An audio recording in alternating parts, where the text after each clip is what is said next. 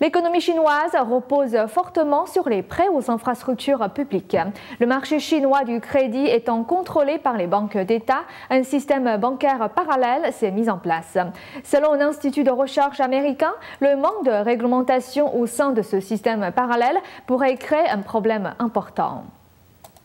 Selon un chercheur de la Bank of America Merrill Lynch, le secteur bancaire parallèle pourrait alimenter une nouvelle crise de subprimes en Chine.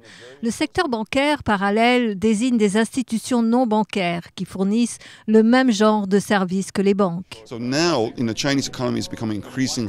L'économie chinoise devient de plus en plus dépendante d'un côté des outils d'investissement de l'État et de l'autre du secteur bancaire parallèle. Ce qui veut dire que les petits investisseurs utilisent ces outils structurels pour contracter des emprunts à risque dans l'immobilier et d'autres secteurs. D'un certain point de vue et de nombreuses façons, une crise des subprimes est en train de se préparer en Chine.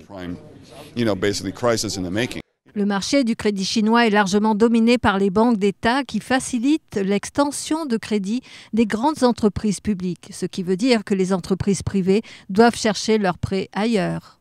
Le système bancaire parallèle est à peine régulé. Le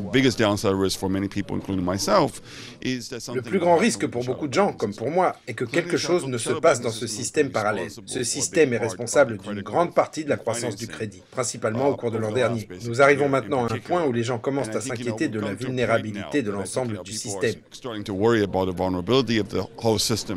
Des experts de Bank of America Merrill Lynch prédisent une reprise de l'économie mondiale l'an prochain.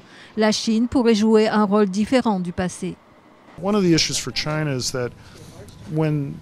L'un des problèmes est que lorsque la Chine a commencé à alimenter le boom des exportations, c'était encore un petit pays et il pouvait entièrement se reposer sur cela. Aujourd'hui, la Chine est un joueur important sur les marchés mondiaux. Elle ne peut plus grandir autant. Donc, le pays doit chercher à obtenir un meilleur équilibre. Les experts estiment également que l'inflation croissante en 2013 pourrait aussi représenter un problème pour l'économie chinoise, ainsi que pour les pays en voie de développement. Nouvelle NTD, New York, États-Unis.